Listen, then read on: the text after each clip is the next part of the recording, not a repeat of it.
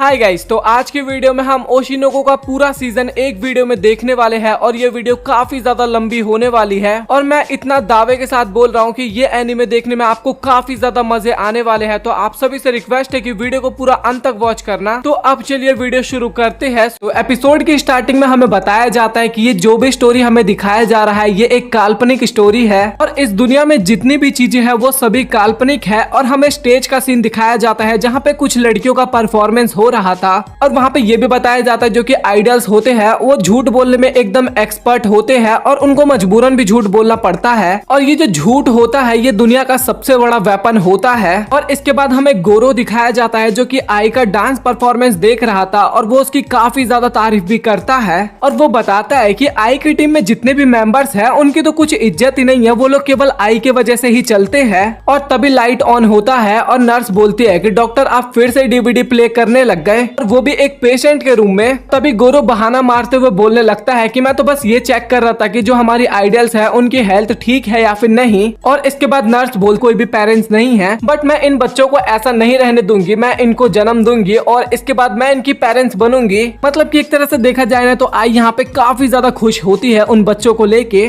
और जो मैं आइडल हूँ इस चीज को तो मैं एकदम परफेक्टली मैनेज कर लूंगी क्योंकि मैं काफी ज्यादा लालची हूँ। और गोरो जो होता है ना वो आई की ये सब बातें सुन के ना काफी ज्यादा इम्प्रेस होता है और उसका एक तरह से दीवाना आप कह सकते हो बन जाता है। वो बोलता है कि आपको जिस तरीके से भी मदद चाहिए होगी मैं आपकी मदद करूंगा। गोरो ये भी बोलता है कि आपकी बच्चों की डिलीवरी मेरे ऊपर है, मैं बहुत ऊंचाई से धक्का दे देता है। और नीचे गिरने के बाद गोरो की हालत काफी ज्यादा खराब होती है बट वो यहाँ पे भी आई के बारे में सोच रहा था कि मुझे उसके पास जाना होगा, मैंने उसको प्रॉमिस किया था कि उसकी डिलीवरी काफी अच्छे से करूंगा मैं। और जो आई होता है ना उसका भी पेन स्टार्ट हो जाता है और गोरो के दिमाग में सरीना की बात याद आती है कि क्या कभी तुमने सोचा है कि हमारा दोबारा जन्म हो और हम एक सेलिब्रिटी के बच्चे हो। और गोरो सोचता है कि आखिरकार मैं ये सब चीजें क्यों सोच रहा हूँ। और तभी हमें पता लगता है कि आई के 2 ट्विंस हुए हैं और उसी टाइम पे गोरो की डेथ हो जाती है। और इसके बाद आई के 2 ट्विंस होते हैं, एक लड़का और एक लड़की होती है। और गोरो के बारे में सभी को पता चल चुका था कि वो मर चुका है। और गोरो बोलता है कि मुझे तो लगा था कि लोग मरने के बाद हेवन में या फिर हेल में जाते हैं बट मैं तो दोबारा से रीबॉर्न हो चुका हूँ, वो भी अपने फेवरेट आइडल के बच्चे के रूप में। और अब गोरो का प्रेजेंट नाम एक्वा होता है और एक्वा सोच रहा था कि मुझे अपनी पिछली लाइफ की सारी मेमोरी याद है, साथ ही उसने डॉक्टर बनते टाइम जो भी पढ़ाई की थी वो सभी चीजें अभी उसके मेमोरी में याद है। और वो बोलता है कि अगर कोई मुझे बोलता ना कि मेरा पुनर्जन्म हुआ है तो मुझे उसकी बात पे बिल्कुल भी भरोसा नहीं होता, बट अब मुझे उसकी बातों पे भरोसा होगा क्योंकि मेरा खुद ही दोबारा पुनर्जन्म हुआ है यहाँ पे। और एक्वा जो होता है ना वो वहाँ पे काफी ज्यादा खुश था आई के साथ, लेकिन तभी उसकी बहन वहाँ पे रोने लगती है और एक्वा वहाँ पे बताने लग जाता है कि ये मेरी जुड़वा बहन रूबी है।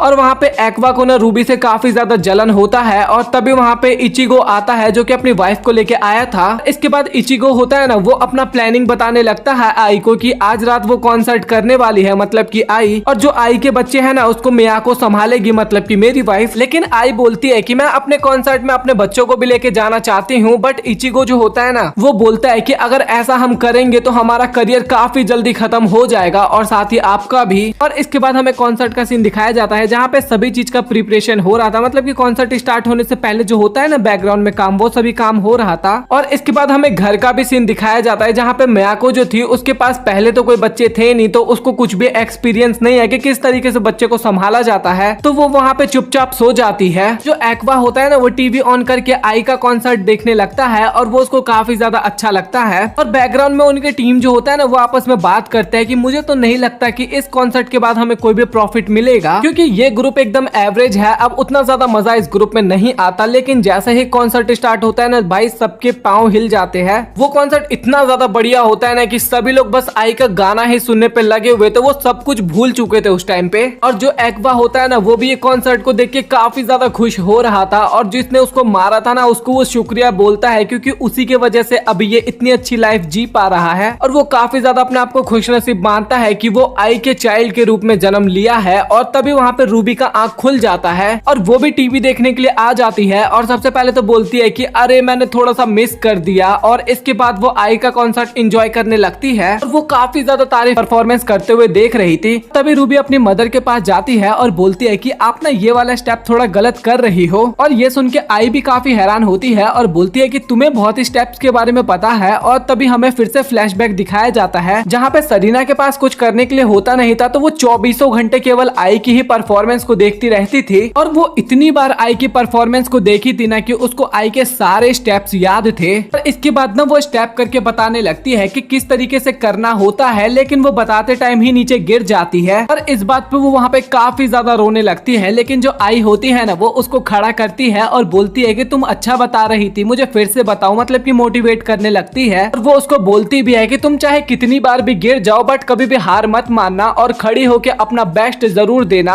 और ये सुन के वहाँ पे रूबी काफी ज्यादा खुश होती है और इसके बाद वो अपना डांस प्रैक्टिस करना शुरू करती है। और डांस का प्रैक्टिस करते टाइम वो सोच रही थी कि वो हमेशा से चाहती थी आई की तरह डांस करना, और वो लगातार डांस प्रैक्टिस करती ही रहती है। इस कारण वो काफी बढ़िया डांस करने लगी थी। जो एक्वा होता है ना वो अपनी बहन को डांस करता हुआ छिप के देख रहा था और वो अपने मन में सोचने लगता है कि मेरी बहन एक्टिंग में तो काफी बढ़िया है ही, बट वो डांस भी अब काफी बढ़िया करने लगी है। फिर सीन कट होता है और हमें आई दिखाई जाती है जो कि फोन बूथ में एक बंदे से बात कर रही थी। और ये बंदा और कोई नहीं उन दोनों का फादर होता है, मतलब कि इसका हस्बैंड। और वो बोलती है कि क्या तुम अपने बच्चों से मिलने के लिए नहीं आओगे। और अब तो वो काफी ज्यादा बड़े भी हो चुके हैं। और तभी वो बंदा पूछता है कि क्या तुम मेरे साथ दोबारा रहना चाहती हो। और वहाँ पे आई मना कर देती है और वो बताती है कि मैंने अपने बच्चों को सुना था बात करते हुए और वो दोनों तुम्हारे बारे में ही बात कर रहे थे। और उन दोनों को पता नहीं होता है कि उनके फादर कौन है, तो मैं बस चाहती हूँ तुम दोनों एक बार आपस में मिल लो। और इसके बाद वो बंदा जो होता है ना वो आई से उसका एड्रेस पूछता है और आई भी अपना एड्रेस उसको दे देती है। नए मकान में शिफ्ट हुई थी ना तो वो वाला एड्रेस देती है। फिर इसके बाद सीन कट होता है और हमें आई, इचिगो और बाकी के लोग दिखाए जाते हैं जो कि वहाँ पे सेलिब्रेट कर रहे थे। और इचिगो वहाँ पे काफी ज्यादा खुश होता है क्योंकि जो उसकी एजेंसी थी ना वो अभी काफी ज्यादा बढ़िया चल रही है। और साथ ही जो आई का आइडल ग्रुप था ना वो एक काफी से बड़े स्टेडियम में कॉन्सर्ट करने वाला था और वहाँ पे काफी ज्यादा प्रॉफिट भी होने वाला था। और आई के दिमाग में उस टाइम पे यही सब बातें चल रही थी कि जब वो पहली बार इचिगो से मिला था तो उससे मिलते ही उसने आइडल का ऑफर उसको दे दिया था। आई जो होती है वो उसके ऑफर को मना कर देती है और बोलती है कि मेरी सिर्फ मदर ही है जो कि मेरा ध्यान रखती है, बट वो भी जेल में किसी कारणवश चली गई। और जब मेरी मदर जेल से बाहर निकले उसके बाद भी उन्होंने मुझे अपने साथ नहीं रखा और मुझे अकेला छोड़ दिया। और इसी कारण आज तक कभी भी मुझे किसी ने प्यार नहीं किया और ना ही मैंने किसी को प्यार किया। और मुझे तो आई लव यू का मतलब भी नहीं पता, तो मैं अपने फैंस को कैसे प्यार करूंगी, वो भी मुझे कैसे प्यार करेंगे। और इचिगो वहाँ पे उसको आइडिया देता है कि तुम थोड़ा झूठ भी तो बोल सकती हो, बस तुम्हें आई लव यू ही तो बोलना है। अब वो दिल से बोलो या दिल से ना बोलो क्या फर्क पड़ता है। ये सुनने के बाद ना आई भी वहाँ पे मान जाती है और इसके बाद वो एक बहुत ही बड़ी आइडियल बन जाती है। लेकिन कुछ समय बाद वो प्रेग्नेंट होती है और 2 बच्चों को जन्म देती है। और फिर इसके बाद हमें प्रेजेंट का सीन दिखाया जाता है। वो हमें बताती है कि मैंने आज तक कभी भी अपने बच्चों को आई लव यू नहीं बोला है। और इसके बाद उसके घर का डोरबेल बजता है और वो डोर को ओपन करने के लिए जाती है और वहाँ पे एक बंदा ना बुके लेके खड़ा था। और ये बंदा और कोई नहीं, ये बंदा वही था जो कि आई को हॉस्पिटल में स्टॉक किया था और साथ ही जिसने गोरो को मारा था। तभी अचानक से वो बंदा आई को स्टैप कर देता है और आई भी वहाँ पे एकदम बेबस हो जाती है। और तभी एक्वा गेट खोल के बाहर निकल रहा था, उसको भी चेक करना था कौन है। और जैसे ही वो इस दृश्य को देखता है ना भाई लिटरली वो भी काफी ज्यादा हैरान हो जाता है। और वो बंदा वहाँ पे बोलने लगता है कि आई बहुत ही बड़ी झूठी है, कैसे उसने सभी से झूठ बोला है, उसने मुझे झूठ बोला है, अपने सभी फैंस को झूठ बोला है। वो हमेशा बोलती है कि वो सभी को पसंद करती है लेकिन ऐसा बिल्कुल भी नहीं है। और आई भी बोलती है कि हाँ तुमने सही कहा, मैंने हमेशा अपने फैंस से झूठ बोला लेकिन मैं उन सभी को सच में प्यार करती थी और यही है मेरा तरीका उन सभी से अपना प्यार जताने का। इसके बाद वो बंदा बोलता है कि तुम्हें तो ये भी नहीं पता होगा कि मैं कौन हूँ। और तभी आई बताने लगती है कि हाँ मुझे याद है, हम दोनों एक हैंडशेक इवेंट में मिले थे और शायद तुम्हारा नाम योशिके है। और आई वहाँ पे बताती है कि मैंने आज तक लाइफ में अपने जितने भी फैंस से मिली हूँ मुझे अपने सभी फैंस का चेहरा याद है। और ये बातें सुन के ना रियोस्की वहाँ पे काफी ज्यादा पैनिक करता है और काफी ज्यादा उल्टी सीधी हरकतें करने लगता है। तभी वो वहाँ पे काफी ज्यादा डर जाता है और इसके बाद वो वहाँ से भाग जाता है। और तभी एक्वा बोलता है कि मम्मी मैं एम्बुलेंस बुलाता हूँ, लेकिन आई उसे मना करती है और तभी उसको गले लगाती है और वो डोर के सामने बैठ जाती है और दरवाजे को बंद कर देती है ताकि रूबी इस साइड ना आ पाए। और रूबी इस साइड से चिल्ला रही होती है और उसको तो समझ में नहीं आता कि आखिरकार ये लोग दरवाजा क्यों नहीं खोल रहे। और वो बोलती रहती है कि दरवाजा खोलो, क्या हुआ तुम्हें, दरवाजा तो खोलो। और आई बोलती है कि अब तो मुझे लोगों से माफी मांगना पड़ेगा क्योंकि आज का कॉन्सर्ट शायद ही हम कर पाएंगे। और आई बताती है कि मेरा एक सपना अधूरा रह जाएगा, मैं तुम दोनों को बड़ा होते हुए देखना चाहती थी, मैं तुम्हें स्कूल जाते हुए देखना चाहती थी, मैं रूबी को एक बहुत ही अच्छी डांसर बनता हुआ देखना चाहती थी, मैं तुम्हें एक अच्छा एक्टर बनते हुए देखना चाहती थी। और इसके बाद फाइनली वो पहली बार अपने दोनों दोनों बच्चों को आई लव यू बोलती है और वो बोलती है कि मैं ये दिल से बोल रही हूँ, मैं कोई भी एक्टिंग नहीं कर रही यहाँ पे। फाइनली यहाँ पे आई की डेथ हो जाती है और लिटरली एक्वा बस वहाँ पे देखता ही रह जाता है और उसको कुछ भी समझ में नहीं आ रहा होता है कि आखिरकार अभी ये उसके साथ क्या हुआ। और रूबी भी वहाँ पे काफी ज्यादा रोने लगती है। फिर इसके बाद हमें कुछ दिनों बाद का सीन दिखाया जाता है। न्यूज में दिखाया जा रहा था कि रियोत्सुके जिसने आई का मर्डर किया है उसने सुसाइड कर लिया है। और जो आई के फैंस होते हैं ना, मैक्सिमम पब्लिक, वो काफी ज्यादा डिप्रेशन में आ गई थी, काफी ज्यादा निराश हो रहे थे। कई सारी ऑडियंस जो होती है ना, उनको तो कोई फर्क ही नहीं पड़ रहा था और हेट कमेंट्स करे जा रहे थे आई को लेके। और ये देख के रूबी वहाँ पे काफी ज्यादा गुस्सा हो रही थी और धीरे धीरे वहाँ पे आई को सब लोग भूलने लगते हैं। और दोनों भाई बहन होते हैं ना, इनको इचिकाबे अडॉप्ट कर लेता है। मियोको भी वहाँ पे काफी ज्यादा इमोशनल होते हुए बताती है कि मैं तुम दोनों की रियल मदर तो नहीं हूँ, बट तुम्हें रियल मदर से कम भी प्यार नहीं करूंगी। और एक्वा जो होता है ना, वो भी काफी ज्यादा डिप्रेशन में चला जाता है क्योंकि उसने अपने सामने ही अपनी मदर का मर्डर होते हुए देखा था। और हमें आई के फ्यूनरल का भी सीन दिखाया जाता है जहाँ पे एक्वा और रूबी अटेंड नहीं होते, वो दोनों अपनी कार में बैठे होते हैं। और रूबी वहाँ पे पूछती है कि क्या मैं एक आइडियल बन सकती हूँ, लेकिन एक्वा बोलता है कि हमें ये सब चीजें करने की जरूरत नहीं है, पैसे कमाने के हमारे पास और भी काफी ज्यादा तरीके हैं। और एक्वा अपने मन में सोचने लगता है कि रूबी काफी ज्यादा अच्छी है और उसका दिल भी काफी ज्यादा प्योर है और उसको काफी ज्यादा बुरा लगेगा कि हेटर्स उसको हेट करेंगे और वो इसे बिल्कुल भी बर्दाश्त नहीं कर पाएगी। एक्वा सोच रहा होता है कि मैं एक बार मर चुका हूँ और दोबारा ये नहीं हो पाएगा। और तभी उसके दिमाग में आता है कि जिस बंदे ने मुझे मारा था ये बंदा भी वही सेम था। और सबसे मेन बात तो ये है कि आखिरकार इस बंदे को ये कैसे पता चला कि आई किस हॉस्पिटल में एडमिट है, और साथ ही उसको अब कैसे पता चला कि आई का न्यू फ्लैट कौन सा है और वो हम कहाँ पे रहते हैं। और इसका मतलब तो सिर्फ एक ही चीज हो सकता है, उसको कोई इन्फॉर्म दे रहा था और वो भी कोई हमारे आसपास का ही बंदा होगा। और वो सोचता है कि ये चीज इचिगो तो ये सब चीजें इचिगो तो बिल्कुल भी नहीं कर सकता। और साथ ही आई का कोई क्लोज फ्रेंड भी नहीं था जो कि ये सब काम करे। उसके दिमाग में ना उस टाइम पे केवल एक ही नाम आता है जो कि उसके फादर का होता है। और वो नाम लेते हुए ना वो काफी ज्यादा क्रीपी सा स्माइल देता है, भाई इविल बन चुका है यहाँ पे ये। और वो वहाँ पे प्रॉमिस लेता है कि जिसने भी मेरी मदर को मारा है मैं उसको बिल्कुल भी नहीं छोड़ने वाला। और अभी तो मैं बिल्कुल भी नहीं मर सकता क्योंकि जब तक मैं उस बंदे को ना मारूं तब तक मैं नहीं मर सकता। और इसके बाद एक्वा जो होता है ना, वो ताइशी के पास जाता है और बोलता है कि मुझे थोड़ा सा तुमसे कुछ काम है। लेकिन ताइशी वहाँ पे बोलता है कि अभी मेरे पास टाइम नहीं है, मैं तुमसे थोड़ी देर बाद में मिलूंगा। लेकिन जैसे ही वो एक्वा का फेस देखता है ना वहाँ पे, तो भाई वो काफी ज्यादा घबरा जाता है। और एक आइडियल ग्रुप दिखाया जाता है जो कि अपने ग्रुप में ना कुछ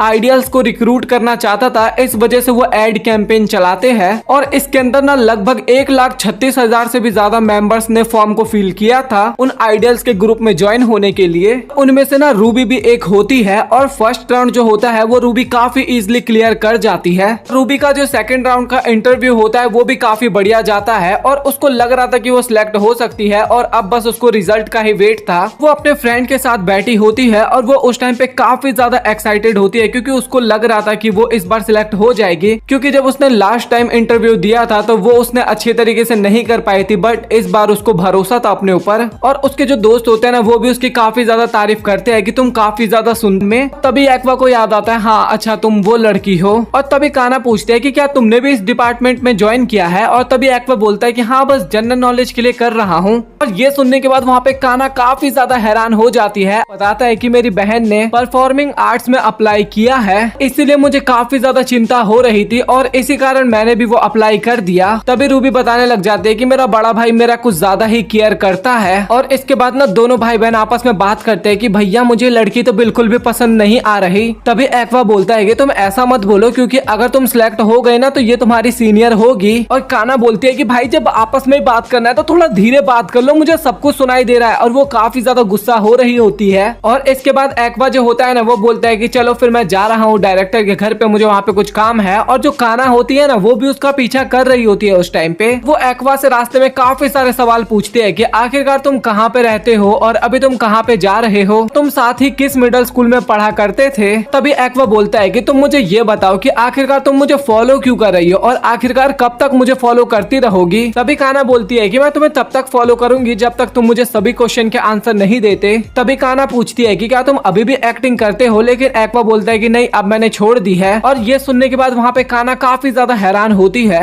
तभी काना काफी शर्माते हुए एक्वा से पूछती है कि क्या हम कैरियोके या फिर मेरे घर पे जा सकते हैं। वो अभी भी अपनी बड़ाई कर रही होती है कि मैं अभी भी एक सेलिब्रिटी हूँ, तो मैं ज्यादा बाहर घूम भी नहीं सकती क्योंकि मेरे फैंस आ जाते हैं मेरे पास। तभी एक्वा बोलता है कि अच्छा ऐसी बात है क्या, और तभी वहाँ से सीन कट होता है और हमें डायरेक्टर दिखाया जाता है और वो काना को देख के बोलता है कि अरे काना, तुम और हम तो काफी टाइम से मिले भी नहीं है और तुम तो काफी ज्यादा बड़ी भी हो चुकी हो। और ये बात सुनने के बाद ना वहाँ पे काना काफी ज्यादा हैरान होती है और वो इस बात पे कि हम काफी टाइम बाद मिले हैं। और तभी काना वहाँ पे सब कुछ देखने लगती है और वो एक्वा से पूछती है कि आखिरकार तुम अभी भी डायरेक्टर के पास क्यों आते हो जबकि तुम एक्टिंग सीखना ही नहीं चाहते, तो तुम अभी भी एक्टिंग की स्किल सीखते हो क्या डायरेक्टर से। और तभी एक्वा बोलता है कि नहीं, ऐसा कुछ भी नहीं है, मैं केवल एक असिस्टेंट वाला वर्क करता हूँ डायरेक्टर के पास और इन्हीं सब चीजों के बारे में मैं नॉलेज गेन करता हूँ। और ये सुन के काना काफी ज्यादा खुश होती है और बोलती है कि मैं काफी खुश हूँ कि तुमने अभी तक इंडस्ट्री को नहीं छोड़ा। और इसके बाद सभी लोग वहाँ पे खाना खाने लगते हैं और तभी काना जो होती है ना वो ताइशी को बोलता है कि तुम अभी भी अपनी मम्मी के साथ ही रहते हो, तुम तो एक पैरासाइट की तरह चिपक चुके हो। तभी ताइशी बोलता है कि तुमने अभी तक अपने बड़ों को रिस्पेक्ट देना नहीं सिखाना। और तभी काना बोलते कि नहीं, ऐसी बात नहीं है, मैं अकेले रहती हूँ ना, तो मैंने इसलिए पूछा। और वो बताती है कि मेरे मदर फादर जो है ना वो कंट्री साइड में रहते हैं और मैं काफी टाइम बाद घर का खाना खा रही हूँ क्योंकि मुझे हमेशा बाहर का खाना खाना पड़ता है। और तभी ताइशी बोलता है कि तुम तो काफी अमीर हो, ये तो बहुत ज्यादा एक्सपेंसिव भी तो होगा। तभी काना बताती है कि जब मैं छोटी थी ना तो मैं कुछ ज्यादा ही एक्टिंग करती थी और वहाँ पे मेरी जितनी भी अर्निंग हुई थी ना वो सभी मैंने सेविंग्स के रूप में सेव करके रखा है। तभी काना पूछती है कि क्या तुम्हारे पास एक्वा का कोई भी एक्टिंग वाली वीडियो क्लिप है। और तभी ताइशी बोलता है कि हाँ मेरे पास एक है, लेकिन जो एक्वा होता है ना वो वीडियो क्लिप दिखाने के लिए काना को मना कर देता है। और तभी काना एक्वा से पूछती है कि क्या तुम कभी भी फ्यूचर में एक्टिंग नहीं करोगे। वो इसके बाद बताती है कि मैं अभी जिस मूवी में काम कर रही हूँ ना मैं उसकी लीड एक्ट्रेस हूँ और अभी भी काफी सारे रोल्स है छोटे मोटे जो कि खाली है, तो तुम बोलो तो मैं अभी भी बात करके तुम्हें वो रोल दिलवा सकती हूँ।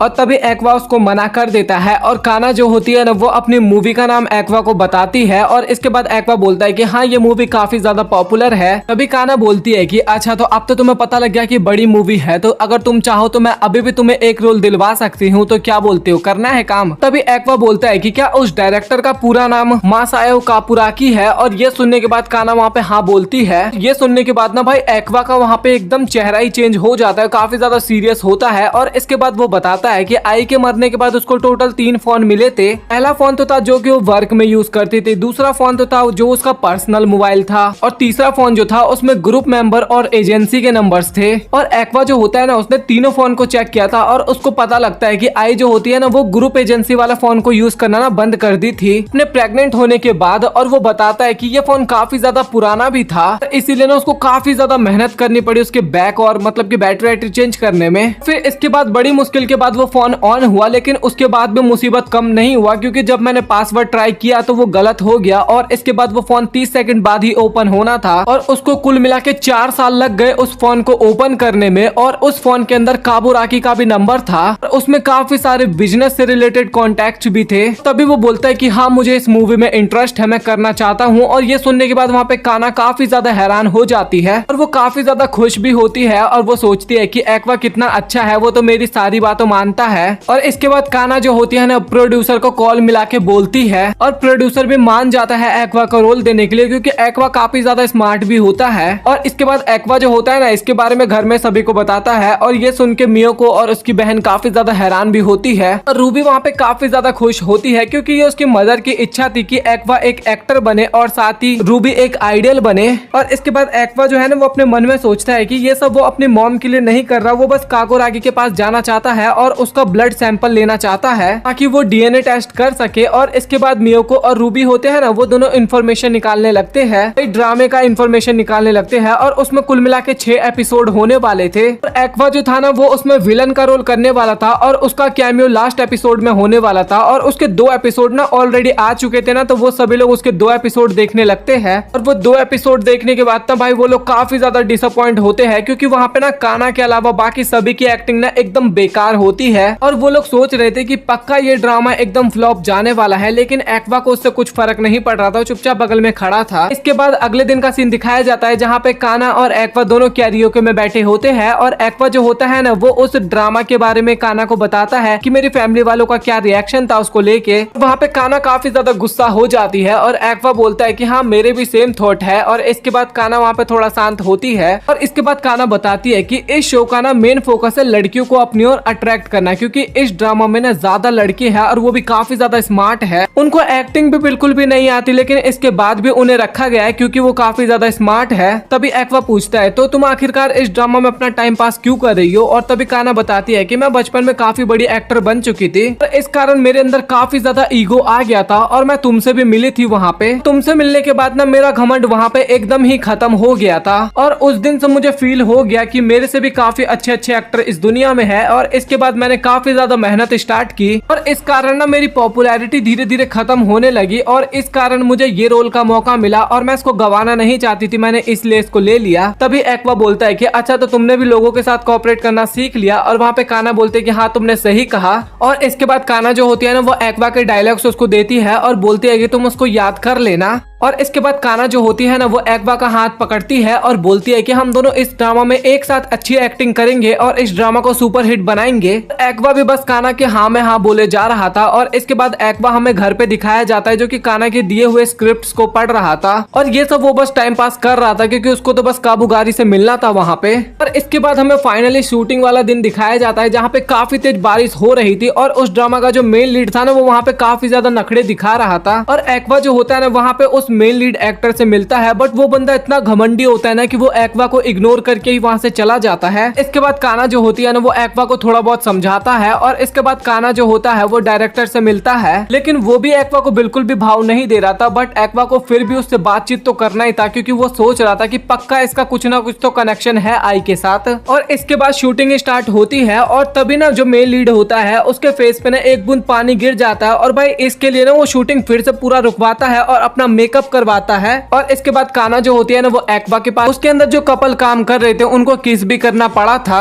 और वो बताती है कि अगर मुझे ये मौका मिलेगा किसी को किस करने का तो मैं तो तुम्हें ही करने वाली हूँ। मतलब कि वो एक्वा को ये सारी बातें बता रही थी। भाई ये सुन के तो एक्वा वहाँ पे काफी ज्यादा हैरान होता है और तभी यूकी उसको बताती है कि हमें कैमरा रिकॉर्ड कर रहा है इस टाइम पे और बोलती है कि थोड़ा शांत हो जाओ। और इसके बाद एक्वा शांत होता है और वो अपने मन में सोच रहा था कि भाई इस तरीके के होते हैं क्या ये रियलिटी शोज। इसके बाद एक्वा घर पे आता है ना तो रूबी बताती है कि मैं तुम्हारी छोटी बहन हूँ और मुझे सब पता है कि तुम किस तरीके की लड़कियों को पसंद करते हो। तो इसके बाद मैंने पूरा एनालाइज किया था और इसके बाद मुझे पता चला है कि तुम यूकी के साथ डेट करने वाले हो। और तभी एक्वा बोलता है कि ये जो तुमने एनालाइज किया है ना इस काम में तुम काफी ज्यादा बेकार हो, तो भाई तुम अभी तो डेट से एकदम दूर ही रहना। और इसके बाद हमें स्कूल का सीन दिखाया जाता है जहाँ पे रूबी जो होती है ना वो मिनामी से पूछती है कि आखिरकार इतने दिनों से फ्रिल स्कूल में क्यों नहीं आ रही। और इसके बाद फ्रिल बताती है कि अभी उसकी शूटिंग चल रही है इस कारण वो काफी ज्यादा बिजी रहती है और अभी मुझे भी स्कूल के बाद शूटिंग पे जाना है, मेरे पास भी बिल्कुल भी टाइम नहीं मिल पाता। और ये सुन के ना वो थोड़ा टेंस सी हो जाती है। और इसके बाद जब वो घर जाती है ना तो वो काना से पूछती है कि आखिरकार तुम अपने फ्री टाइम में क्या करती हो।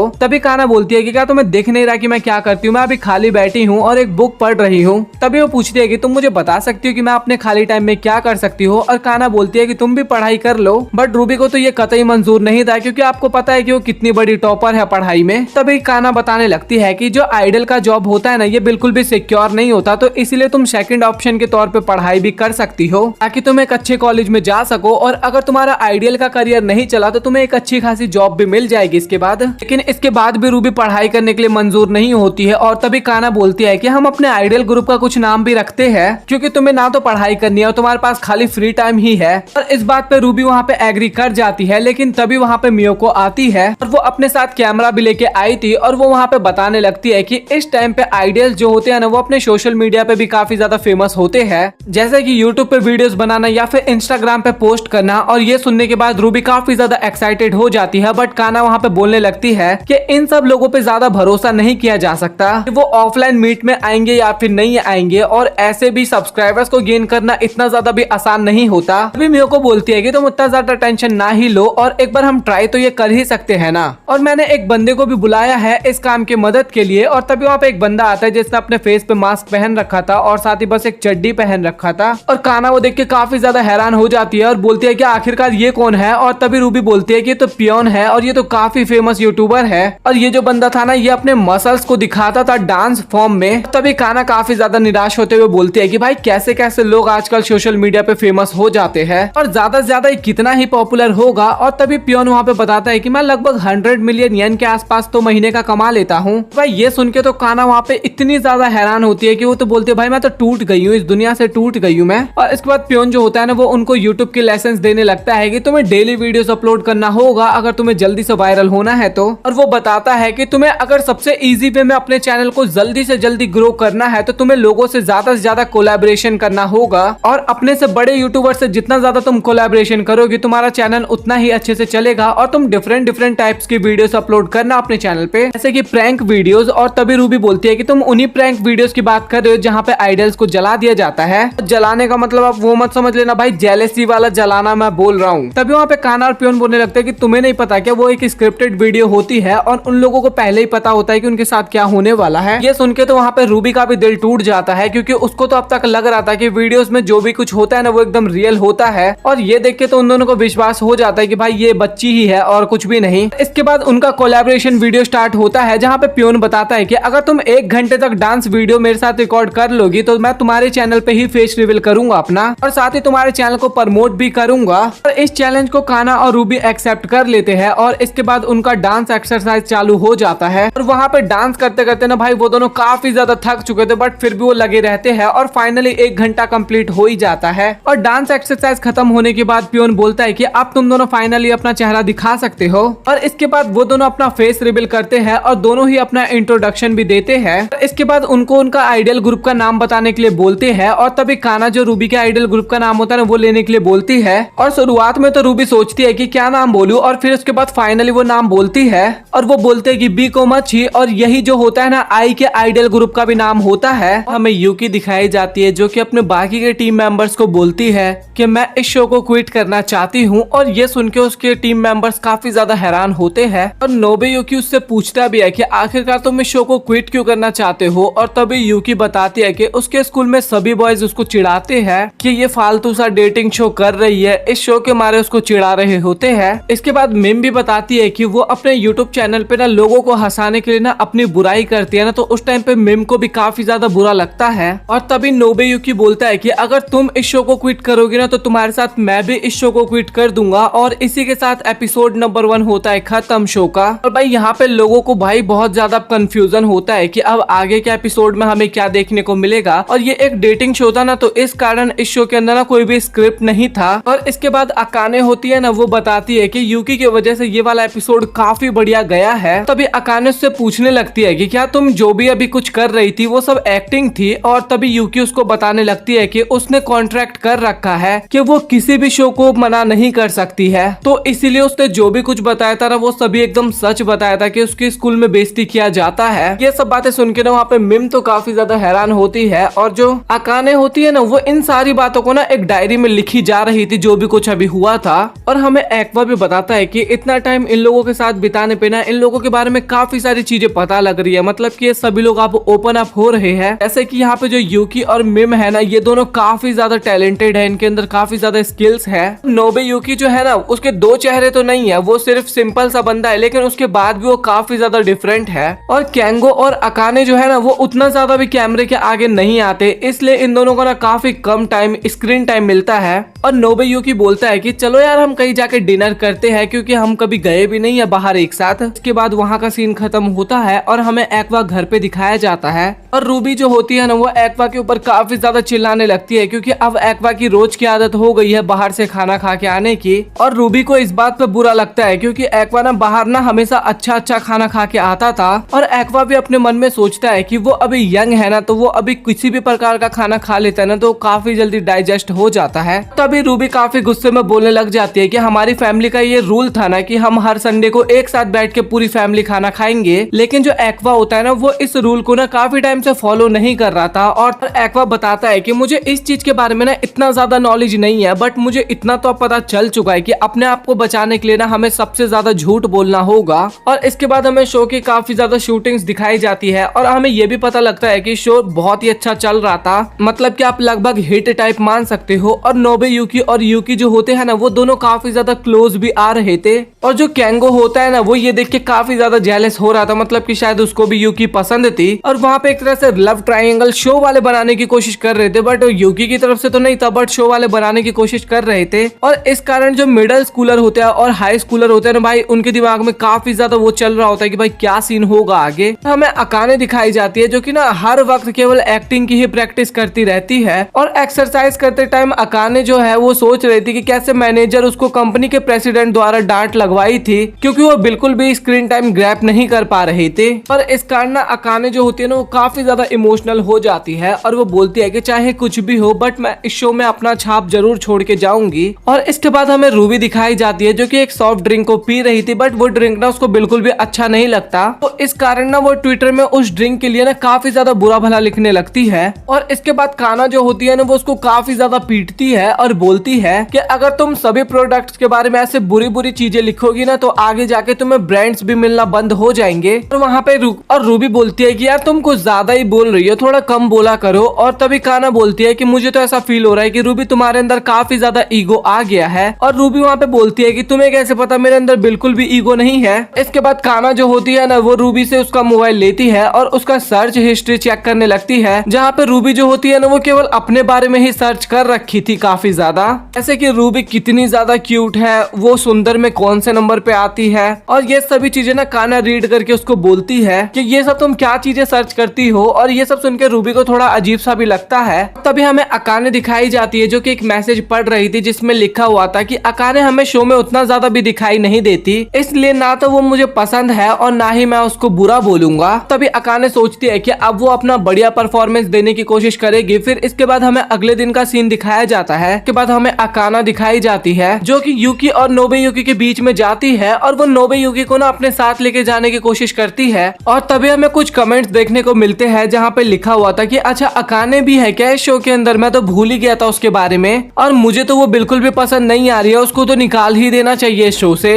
इसके बाद हमें यूकी दिखाई जाती है जो कि मिम होती है ना, उसके नेल पेंट्स किए थे और वो उसको काफी ज्यादा पसंद आता है। और इसके बाद वो अकाने को भी ऑफर करती है और अकाने ये करवाने के लिए एकदम मान जाती है। और नेल पेंट करते टाइम ना यूकी बोल रही थी कि मुझे पता है कि तुम्हें अभी कैसा फील हो रहा है। और वहाँ पे अकाने बोलती है कि मुझे तो कुछ भी फील नहीं हो रहा, मैं तो एकदम ठीक हूँ, बस मुझे थोड़ा शो में और भी ज्यादा दिखने की कोशिश करना है और मुझे अपनी अच्छी एक्टिंग करनी है और बस इस शो का एक मार्क छोड़ना है मुझे। और तभी यूकी बोलती है कि अगर तुम्हें ऐसा करना है ना तो तुम्हें मेरे साथ फाइट करना होगा और तुम फिक्र मत करो, मैं बिल्कुल भी पीछे नहीं हटने वाली। फिर से हमें कमेंट का सीन दिखाया जाता है जहाँ पे ना सभी लोग केवल यूकी को पसंद किए जा रहे थे और साथ ही उसी को सपोर्ट किए जा रहे थे। फिर इसके बाद हमें अकाने कैंगो के साथ दिखाई जाती है और कैंगो से वो बात करने की कोशिश करती है, लेकिन तभी वहाँ पे यूकी आती है और वो कैंगो को वहाँ से लेके चली जाती है। और ये बात अकाने को काफी ज्यादा बुरा लगता है और वो अपना हाथ ना आगे की तरफ बढ़ाती है ना तो उसके नाखून जो होते हैं ना वो गलती से यूकी के गाल पे लग जाते हैं और उसके गाल पे थोड़ा सा कट भी आ जाता है। इस कारण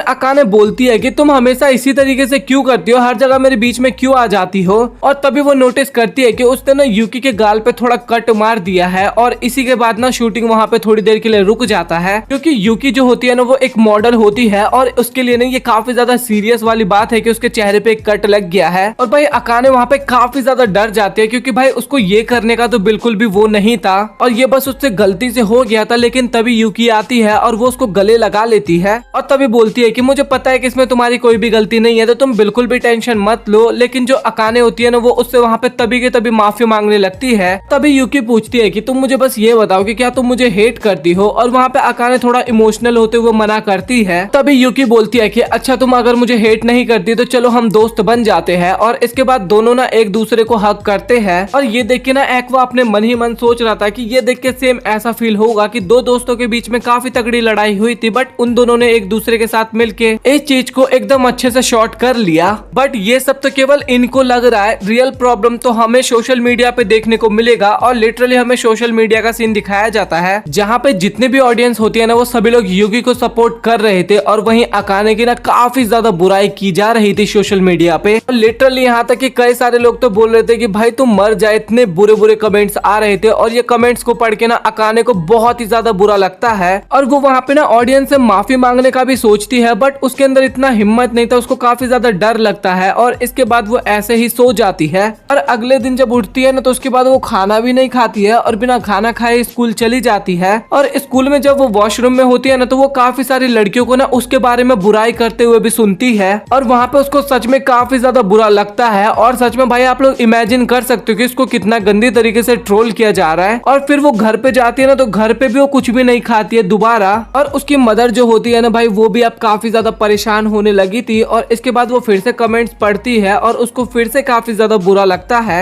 और इसके बाद अकाने जो होती है ना, वो सोचने लगती है कि उसने बचपन से ही काफी ज्यादा मेहनत की थी एक्टिंग को लेके, बट उसको बचपन से ही हमेशा काफी ज्यादा हेट मिलता था, उसको एप्रिसिएशन तो कभी मिला ही नहीं था, लेकिन उसने कभी भी हार नहीं माना था। और इसके बाद ना वो और भी काफी ज्यादा कमेंट्स पढ़ती है और बुरा भला तो लिखा ही जा रहा था, बट उसके साथ साथ ना उसके बारे में काफी ज्यादा उल्टे सीधे ना रूमर्स भी फैलने लगे थे। और तभी उसके पास नोबुयुकी और मिम का मैसेज आता है और वो दोनों पूछते हैं कि तुम ठीक तो हो ना और तुमने डिनर किया या फिर नहीं किया। तो वो मैसेज को पढ़ते ही अकाने को फील होता है कि उसने तो अभी तक कुछ खाया भी नहीं है। और इसके बाद ना वो बारिश में ही खाना खरीदने के लिए जाती है, मतलब कि कुछ खरीदने के लिए जाती है। और इसके बाद वो मैसेज करके भी बता देती है कि हाँ मैं बाहर जा रही हूँ कुछ खरीदने के लिए, मैं भूल गई थी। और नोबुयुकी जो होता है ना, वो बताता है कि क्या तुम पागल हो, अभी टाइफून आने वाला है, तुम्हें अपने घर पे रहना चाहिए था। और इसके बाद अकाने जो होती है ना, एक ब्रिज के ऊपर जाके बैठ जाती है क्योंकि उसकी बस की अब नहीं थी, वो काफी ज्यादा थक चुकी थी इन सभी चीजों से। लिटरली भाई मुझे भी जब बुरे कमेंट्स आते हैं ना, तो भाई मेरा भी कुछ ऐसा ही फील होता है, लिटरली होता है भाई ये सब चीजें। और इसके बाद वो सीधा ब्रिज के ऊपर जाके खड़ी हो जाती है और बोलती है कि बस अब मुझसे नहीं होगा। और वो लिटरली वहाँ पे ब्रिज से जंप करने वाली होती है, लेकिन तभी वहाँ पे कोई बंदा उसको पकड़ लेता है। अकाने बोलने लगती है कि मुझे छोड़ दो प्लीज, तुम कौन हो, मुझे छोड़ो। और तभी हमें पता लगता है कि वो और कोई नहीं हमारा हीरो एक्वा होता है। और एक्वा वहाँ पे उसे को शांत करवाने की कोशिश करता है और बोलता है कि तुम फिक्र मत करो, मैं तुम्हारे साथ हूँ और मैं तुम्हारा कोई भी एनिमे नहीं हूँ। तभी अकाने हैरान होते हुए पूछती है कि आखिरकार तुम यहाँ पे क्या कर रहे हो। और तभी एक्वा बताता है कि जो मिम है ना, उसने मुझे बताया था कि टाइफून में तुम बाहर चली गई हो और इस कारण उसको काफी ज्यादा टेंशन हुआ और वो तुम्हें शायद अभी ढूंढ भी रही होगी कहीं पे। और जब मुझे इस बारे में पता लगा ना, तो मैंने भी कन्वीनियंस स्टोर का रास्ता पता किया और इसके बाद तुम मुझे मिली और मैंने तुम्हें सही टाइम पे आके बचा लिया। तभी वहाँ पे एक पुलिसमैन आता है और इसके बाद सीन कट होता है और हमें घर का सीन दिखाया जाता है, जहाँ पे रूबी जो होती है ना, वो बाकी लोगों को बता रही होती है कि अकाने को ना काफी बुरा भला बोला जा रहा है। तभी रूबी पूछती है कि जब हम फेमस पर्सनैलिटी बन जाएंगे तो ये चीज तो हमारे लिए एकदम कॉमन हो जाएगी ना। काना बोलती है कि तुमने सही कहा, ये होता तो है बट ये बहुत ही बड़ा घाव छोड़ देता है और सच्ची में ये काफी ज्यादा बुरा भी लगता है। जब मेरे साथ ऐसा हुआ था ना, तब मुझे ऐसा फील होता था कि मैं यहाँ पे कर ही क्या रही हूँ और मुझे तो मर ही जाना चाहिए। और तभी रूबी पूछती है कि आखिरकार भैया कहाँ पे गए हैं और वो ठीक तो है ना। और तभी मियोको के पास पुलिस का कॉल आता है और उसको पता लगता है कि एक्वा किसी प्रॉब्लम में फंस गया है। और ये सुनने के बाद वो दोनों लड़कियां काफी ज्यादा परेशान हो जाती है। और इसके बाद हमें अकाने का सीन दिखाया जाता है, जो कि काफी ज्यादा रो रही थी। और इसके बाद अकाने जो होती है ना, वो सारी बातें पुलिस और अपनी मदर को बता रही होती है। और उसकी मदर जब ये बातें सुनती है ना, तो उसको काफी ज्यादा बुरा लगता है। और भाई वो अकाने की ही मदर क्या, वो सभी की मदर इमोशनल हो जाती है। और मियोको दिखाई जाती है जो कि एक्वा के पास बैठी होती है और वो ना उसकी काफी ज्यादा तारीफ कर रही थी कि किस तरीके से उसने एक लड़की की जान बचाई है। तभी एक्वा बोलता है कि ऐसा कुछ भी नहीं है, लोग काफी इजीली मर जाते हैं और मुझे उससे कुछ फर्क भी नहीं पड़ता। और जब तक लोग मदद के लिए बुलाते हैं ना, तब तक काफी ज्यादा देर भी हो जाता है काफी बार तो। और तभी मियोको है ना, वो काफी प्यारी तरीके से एक्वा की तरफ देखने लगती है, मतलब कि काफी खुश हो रही थी। तभी अकाने जो होती है ना, वो इन्वेस्टिगेशन रूम होता है ना, उससे बाहर आती है और तब तक वहाँ पे उसके बाकी के जितने भी मेंबर्स थे ना, क्रू मेंबर्स, वो सब भी वहाँ पे आ जाते हैं। और यूकी जो होती है ना, वो तो सीधा अकाने को थप्पड़ ही लगा देती है और बोलती है कि अगर तुम्हें कोई प्रॉब्लम थी तो तुम हमें भी तो बता सकती थी, तुम्हें ये सब चीजें करने की तो जरूरत बिल्कुल भी नहीं थी। मुझे तुम्हारी काफी ज्यादा चिंता भी हो रही थी। और यूकी वहाँ पे और भी कुछ बोलती, लेकिन तभी एक्वा बोलता है कि क्या तुम इस डेटिंग शो को और भी ज्यादा कंटिन्यू करना चाहते हो या फिर नहीं। और तभी नोबुयुकी बोलता है कि हम इस शो के साथ एक कॉन्ट्रैक्ट साइन किए हैं और अगर हमने शो आधे पे ही छोड़ दिया ना, तो हमारे साथ काफी ज्यादा बुरा हो सकता है। और वैसे अकाने के साथ इतना बुरा हुआ है तो वो अपना नाम कट कर लेगी ना, तो उसके साथ उतना ज्यादा भी बुरा नहीं होने वाला। और अकाने बोलती है कि मैं इतने टाइम से इतना ज्यादा मेहनत कर रही थी, एक फेमस एक्टर बनना चाहती हूँ मैं। और सभी लोग काफी ज्यादा परेशान होते हैं वहाँ पे अकाने के लिए और उसको वहाँ पे काफी ज्यादा डर लग रहा था कि आगे मेरे साथ क्या होगा, बट उसके बाद भी वो हार नहीं मानती और बोलती है कि हाँ मैं इसको कंटिन्यू करूंगी। एक्वा भी वहाँ पे काफी ज्यादा हैरान होते हुए बोलता है कि हाँ मुझे समझ में आ रहा है और बाकी के जितने भी एक्टर होते हैं ना, वो ये सब देख के काफी ज्यादा खुश होते हैं और अकाने को काफी ज्यादा चेयर करने लगते हैं। एक्वा जो होता है ना, वो मियोको को बताता है कि भाई मुझे तो अभी कुछ समझ में ही नहीं आ रहा कि आखिरकार हो क्या रहा है, और इसके बाद वो वहां से चला जाता है। और इसके बाद एक्वा बताने लगता है कि प्रोडक्शन स्टाफ जो है ना, उन्होंने अकाने के हेट का ना काफी अच्छे तरीके से यूज किया। इंटरनेट पे लोगों को भी भाई जो मन कर रहा है ना, वो लोग वही बोले जा रहे हैं, उनको इतना भी फर्क नहीं पड़ रहा कि लोगों के ऊपर क्या असर होगा इसका। और इसके बाद हमें प्रेस का सीन दिखाया जाता है जहाँ पे एक्वा सोच रहा था कि ये रिपोर्टर भी खाली बैठे रहते हैं और सोचते हैं कि कब हमें तड़कता भड़कता न्यूज मिलेगा जिससे हम काफी ज्यादा टीआरपी गेन कर सकते हैं। और तभी हमें मियोको दिखाई जाती है जो कि एक्वा की बेइज्जती कर रही थी और बोल रही थी कि मैंने खामखा ही तुम्हारी तारीफ की, क्योंकि एक्वा जो होता है ना, वो मियोको के सुसाइड अटेम्प्ट के बारे में ना ऑलरेडी लीक कर चुका था। तभी मियोको पूछती है कि क्या तुमने ये जो कुछ भी किया है वो सही है और क्या तुम्हारा प्लान काम करने वाला भी है या फिर नहीं। और तभी एक्वा बोलता है कि मुझे इसके बारे में कंफर्म तो नहीं पता, बट अब रियलिटी शो एक्चुअल मायने में शुरू हमें देखने को मिलेगा। और इसके बाद जो सोशल मीडिया था ना, वो केवल अकाने के अराउंड ही चल रहा था, मतलब कि लोग भी कंफ्यूज हो चुके थे अब, और उनके थॉट्स ना अकाने को लेके काफी ज्यादा डिफरेंट हो रहे थे। ना तो वो अब बुरे थे और ना ही अब वो अच्छे थे, क्योंकि ऑडियंस भी कंफ्यूज हो गई थी इस टाइम पे। और एक्वा बोलता है कि मुझे नहीं पता कि अब मैं क्या करूंगा और मुझे समझ में भी नहीं आ रहा, बट मैं एक तरह का गैम्बल खेल रहा हूँ, और अगर ये सही हो गया तो अकाने की लाइफ काफी ज्यादा अच्छी हो जाएगी, और अगर गलत हो गया तो मुझे नहीं पता कि आगे क्या होगा। और इसके बाद एक्वा जो होता है ना, वो मिम से ना काफी सारी फोटोज और वीडियोस मांगते हैं अपने बाकी के क्रू मेंबर्स की। और तभी मिम पूछती है कि आखिरकार तुम्हें ये चाहिए क्यों। और तभी एक्वा बताता है कि जो हमारी वीडियोस या फोटोज है ना, वो एक काफी अच्छे प्रोफेशनल एडिट करते हैं, और जो एडिटर्स है ना, वो अकाने को एक विलन की तरह शो के अंदर दिखा रहे हैं ताकि शो को और भी ज्यादा इंटरेस्टिंग बनाया जा सके। और वो एक एग्जाम्पल देता है कि हमें एक कुकिंग शो देखने को मिला था जहाँ पे एक एक्ट्रेस होती है ना, वो एक मछली को काटती है और इसके बाद उस मछली का खून थोड़ा एक्ट्रेस के गाल पे भी लग जाता है, हाथ और गाल पे। और अगर उस फोटो को थोड़ा जूम करके देखे ना, तो भाई उस फोटो का इंटेंशन ही एकदम चेंज हो जाता है। तभी मिम बोलती है कि अच्छा, तो मैं समझ गई कि तुम इस रियलिटी शो को हमारे प्रोस्पेक्टिव से दिखाना चाहते हो।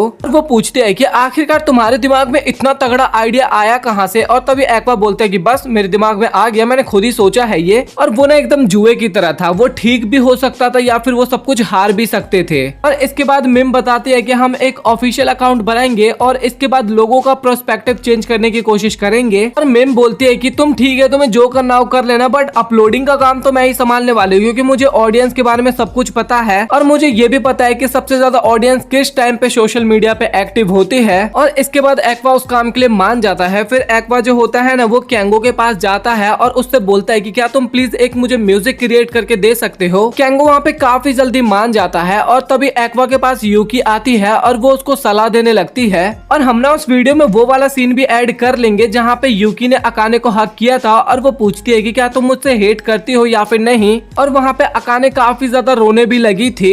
तभी नोबुयुकी बोलता है कि तुम्हें कैसे पता कि उस टाइम पे कैमरा तुम्हारे पास ही है और कैमरा एंगल क्या चल रहा है। और तभी यूकी बोलती है कि ये तो काफी इजीली है, ये तो मुझे पता होगा ही क्योंकि मैं प्रोफेशनल मॉडल हूँ। उस टाइम पे भी मैंने अपना पोजीशन एकदम बेस्ट साइड रखा था ताकि कैमरा एंगल मुझे काफी अच्छे से कैप्चर कर सके। नोबुयुकी बोलता है कि मुझे तो लग रहा है कि भाई तुम एकदम मूवमेंट को खराब करने वाली हो। और एक्वा जो होता है ना, वो केवल यूकी की तरफ ही देखे जा रहा था। के बाद हमें अगले दिन का सीन दिखाया जाता है जहाँ पे एक्वा जो होता है ना, उसके पास सारी वीडियोस क्लिप आ चुकी थी और इसके बाद वो अपना एडिटिंग का काम भी शुरू करता है। भाई बाकी के लोग ना उसको काफी ज्यादा परेशान कर रहे थे एडिटिंग करते टाइम, और लिटरली एडिटिंग करते टाइम ना भाई अकेले बैठो तभी अच्छे से एडिटिंग होती है। और इसके बाद फाइनली पूरा दिन बीतता है और फाइनली अंत में जाके वो एडिटिंग कंप्लीट होता है। और उसकी हालत वहाँ पे काफी ज्यादा खराब हो चुकी थी और सभी लोग काफी ज्यादा खुश थे और वो लोग सोचते हैं कि अब हम इस वीडियो को कब अपलोड करेंगे। थोड़ी बहुत मस्ती मजाक करते हैं और उसके बाद फाइनली वो लोग उस वीडियो को ट्विटर पे अपलोड करते हैं और केवल उस वीडियो की तरफ घूरे जा रहे थे। और धीरे धीरे समय बीतता रहता है और एक दिन में ना 77,000 के अराउंड रीट्वीट हो जाता है। और अकाने जो होती है ना, वो अपने घर पे इस वीडियो को देखती है और वो भी ये वीडियो देख के काफी ज्यादा हैरान होती है और काफी ज्यादा इमोशनल होते हुए वहाँ पे रोने लगती है। और एक्वा और उसके बाकी के दोस्त होते हैं ना, वो सब भी ये सब देख के काफी ज्यादा खुश हो रहे थे। ऑडियंस के व्यू भी अब कमेंट सेक्शन में काफी ज्यादा चेंज हो रहे थे।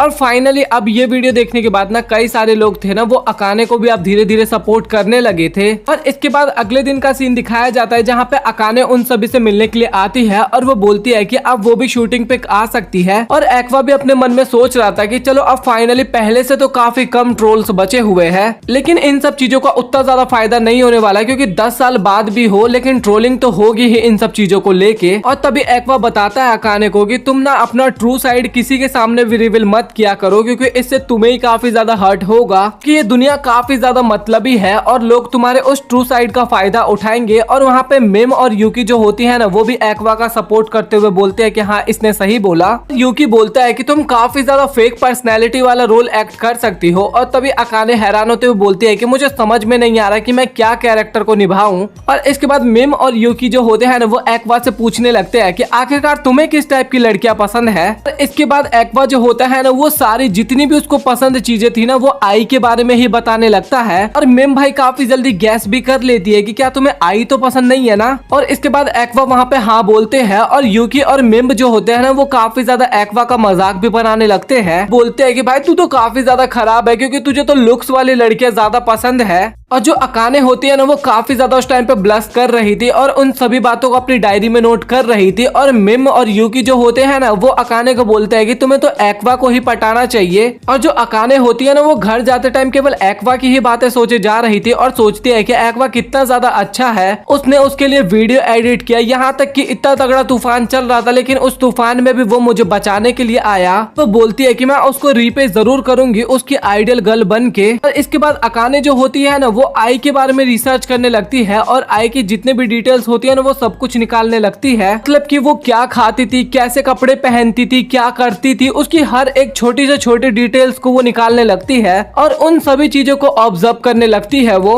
और एक्वा जो है वो काना को बता रहा होता है कि जो अकाने है वो पहले से काफी ज्यादा बेटर हो चुकी है और वो काफी जल्दी शूटिंग पे भी आने वाली है। और ये सुन के ना काना थोड़ा निराश ही होती है और सोचती है कि अच्छा तो यही होता कि अकाने रिटायरमेंट ही ले लेती। और वो बोलती है कि तुम इसका कोई भी गलत मतलब मत समझो, बट मैं तो उसको अपना एक राइवल समझती हूँ और बस वो भी एक एक्टर है और मैं भी एक एक्टर हूँ तो कंपटीशन तो हुआ ना। अगर वो छोड़ देगी एक्टिंग तो मेरा एक कंपटीशन भी तो कम हो जाएगा ना। और इसके बाद हमें अगले दिन की शूटिंग दिखाई जाती है जहाँ पे अकाने सबसे पहले एंटर करती है और वो सभी से माफी मांगती है। और इसके बाद अकाने जो होती है ना वो आई की तरह एकदम बिहेव करके एक्वा को बुलाती है। और ये देख के तो भाई एक्वा वहाँ पे लिटरली काफी ज्यादा हैरान होता है और वो काफी सरप्राइजली पीछे घूम के देखता है। और अकाने जो होती है ना वो एकदम आई की तरह बिहेव करके बात करने की कोशिश कर रही थी एक्वा से। यहाँ तक कि अकाने की जो आंखें थी ना वो भी एकदम आई की तरह हो गई थी भाई, बस कलर येलो था और आई की कलर पिंक थी, बट फिर भी भाई। और ये देखने के बाद ना एक्वा भी वहाँ पे लिटरली काफी ज्यादा हैरान होता है।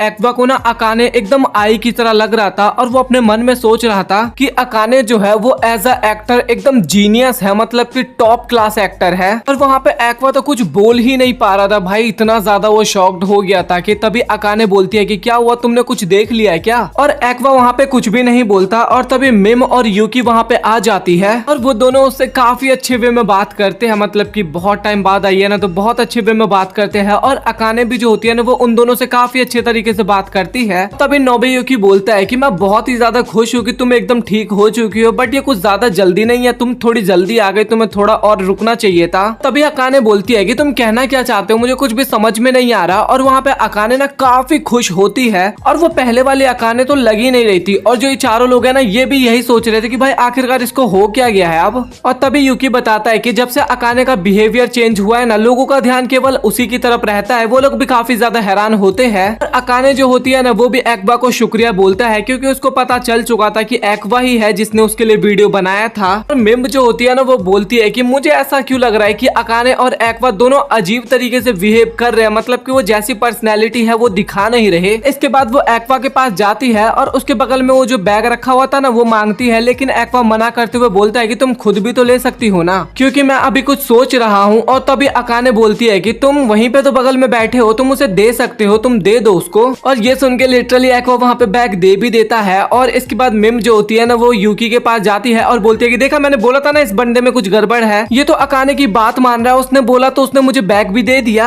इसके बाद एक्वा के जाने के बाद ना थोड़ी देर तो मिम और यूकी वहाँ पे शांत रहते हैं और उसके बाद वो दोनों भाई काफी ज्यादा अकाने को बोलने लगते हैं कि अब तो एकदम कंफर्म हो चुका है कि यूकी तुम्हें पसंद करता है। और ये सुनने के बाद तो वहाँ पे अकाने भी काफी ज्यादा शर्माने लगती है और वो पूछती है तो फिर मुझे आखिरकार करना क्या चाहिए। और इसके बाद हमें काना दिखाई जाती है जो कि काफी ज्यादा गुस्से में बोलती है कि कितना ज्यादा बेकार है। और फिर हमें पता लगता है कि वो उसी रियलिटी शो के बारे में बात कर रही है। वो भाई लगातार उस शो की बेइज्जती किए जा रही थी और आप लोगों को भी पता होगा और मुझे भी पता है कि ये उस शो की बेइज्जती क्यों कर रही थी। और बोलती है कि अब से मैं उस शो को बिल्कुल भी नहीं देखूंगी। रूबी जो होती है ना वो भी उस शो को देख रही थी और उस शो में ना वो अकाने को देखती है और उसको भी फील होता है अकाने को देखने के बाद कि वो अपनी मदर को देख रही है। और तभी एक्वा अपने रूम में बैठा होता है और बोलता है कि मैंने मम्मी के साथ 7 साल बिताए थे बट मुझे आज तक कुछ भी उनके बारे में नहीं पता। उसको तो ये भी नहीं पता था कि मदर उसके साथ सच बोला करती थी या फिर झूठ बोला करती थी। और इसके बाद हमें अगले दिन का सीन दिखाया जाता है जहाँ पे काना स्कूल जा रही थी ना तो उसके बगल में 2 लड़कियां चल रही थी जो कि एक्वा की बात कर रही थी। मतलब कि वो दोनों एक्वा की काफी बड़ी फैन बन चुकी थी और एक्वा को अपना क्रश भी मानने लगी थी। ये सुन के काना वहाँ पे काफी उदास हो जाती है और चुपचाप वहीं पे खड़ी हो जाती है। लेकिन तभी पीछे से कोई उसको आवाज लगाता है और वो कोई नहीं एक्वा होता है। तभी एक्वा बोलता है कि क्यों ना आज हम क्लास को स्किप कर दे और कहीं चलते हैं टाइम पास करने के लिए। और ये सुनने के बाद तो काना के वहाँ पर दिल गार्डन गार्डन हो जाता है भाइयों और वो सीधा हाँ बोल देती है। इसके बाद सीन कट होता है और हमें पार्क का सीन दिखाया जाता है जहाँ पे वो कैच खेल रहे थे बॉल के साथ। और वहाँ पे काना को काफी ज्यादा अजीब लग रहा था और उसको नहीं मुझे भी काफी अजीब लग रहा था। और वो भी बोलती है और मैं भी ये बोल रहा हूँ भाई कि कौन स्कूल बंक करके ये बेसबॉल की तरह कैच खेलना कौन पसंद करता है भाई। और काना को अच्छे से बॉल फेंकने नहीं आता था ना तो वो माफी मांगने लगती है और एक्वा बोलता है कि कोई बात नहीं माफी मत मांगो। और वहाँ पे काना अचानक से ही शर्माने लगती है काफी ज्यादा और बोलती है कि तुमने मुझे ही क्यों लाए, तुम मेरे अलावा अपनी बहन को भी तो ला सकते थे।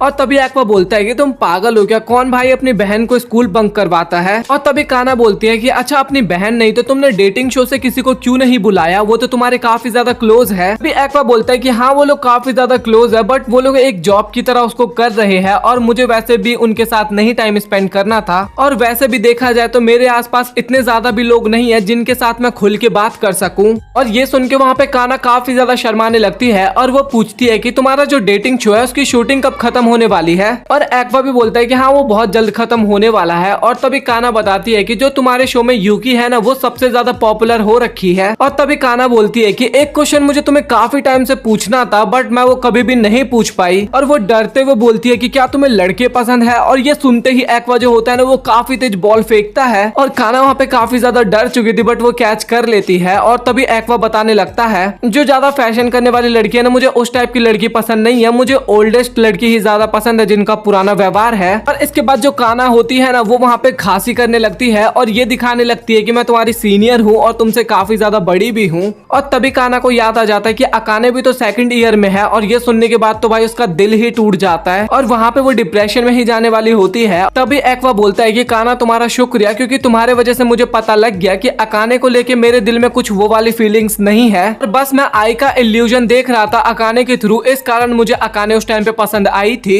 और इसके बाद हमें शूटिंग का दिन दिखाया जाता है जहाँ पे अकाने एक्वा को बोल रही थी कि अब तो हमारी फिल्मिंग भी खत्म होने वाली है और ये तो काफी ज्यादा बुरी बात है। वो एक्वा को भी शुक्रिया बोलता है क्योंकि उसी के कारण उसने एक नया कैरेक्टर बनाया और वो इस कैरेक्टर के कारण काफी ज्यादा पॉपुलर भी होती जा रही है। और तभी एक्वा बोलने लगता है कि जब तुम आई के कैरेक्टर में गई थी ना तो वो मेरे लिए एकदम सपने जैसे था और मैं तो एकदम फील कर रहा था कि मेरे सामने आई खड़ी है और आखिरकार तुमने ये किया कैसे। और ये सुनने के बाद अकाने जो होती है ना वो काफी ज्यादा हंसने लगती है और बोलती है कि तुम तो कुछ ज्यादा ही सोच रहे हो। वो बताती है कि मैंने आई के काफी ज्यादा बुक्स पढ़े, उसके इंटरव्यूज देखे और फिर मैंने अपने आप को ना आई की जगह रख के देखा। मैं इस चीज को ना लगभग 5 साल की उम्र से ट्राई कर रही हूँ और जब मैं आई की तरह बनने की कोशिश की तो उस टाइम पे मैं कुछ एजम्पशन लगाई जैसे कि सीक्रेटली आई का बच्चा भी हो सकता है और उसी तरीके से कुछ। और भाई लिटरली ये सुनने के बाद तो एक्वा वहाँ पे एकदम हैरान और भाई मैं भी काफी ज्यादा हैरान होता हूँ। और एक्वा पूछता है कि क्या तुम्हें उसके बारे में और कुछ भी समझ में आया तो प्लीज मुझे बताओ। तभी अकाने बताती है कि मैं ज्यादा कुछ तो नहीं जानती बट मैं उसके लाइफस्टाइल से इतना तो बता सकती हूँ कि वो किसी लड़के को पसंद करती थी और मुझे कुछ समय दो, मैं तुम्हें उसके बारे में और भी चीजें बता सकती हूँ। और तभी एक्वा बोलता है कि जो एंटरटेनमेंट वर्ल्ड है इसमें हर तरीके के लोग होते हैं। इसके बाद फिर से हमें हमें डेटिंग शो का सीन दिखाया जाता है जहाँ पे नोबे यूकी होता है ना, वो फाइनली यूकी को प्रपोज करता है, लेकिन यूकी जो होती है ना वो उसको रिजेक्ट कर देती है। और इसके बाद एक्वा हमें फिर बताता है कि अकाने का जो टैलेंट है वो काफी ज्यादा स्पेशल है और वो किसी को भी अच्छी तरीके से जान सकती है उस टैलेंट के थ्रू। और हमें कैंगो भी दिखाया जाता है जो कि मिम्ब के लिए गिटार बजाता है, लेकिन उसका भी कुछ उतना ज्यादा फायदा नहीं होता। और तभी एक्वा बताने लगता है कि उसके और अकाने के बीच में जो भी कुछ है वो बस बिजनेस के कारण है, और जैसे ही शूटिंग खत्म होगी वो अपने रास्ते और मैं अपने रास्ते चला जाऊंगा, लेकिन अकाने जो है वो मेरी काफी ज्यादा मदद करने वाली है आई को जानने के लिए। और इसके बाद एक्वा सीधा अकाने के पास जाता है और उसके हाथों को पकड़ लेता है और वो बोलता है कि मैं अकाने को तो किसी भी तरीके से अपने हाथ से नहीं जाने दे सकता। और इसके बाद वो तभी अकाने को किस कर लेता है।